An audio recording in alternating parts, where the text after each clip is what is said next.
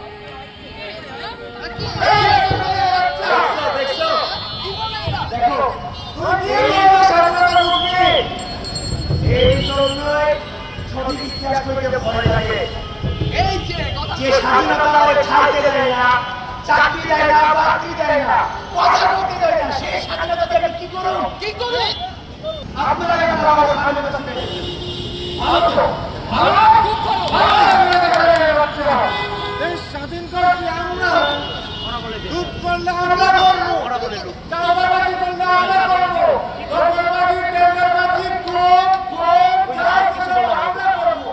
তোরা তো ফকির নির্ভর।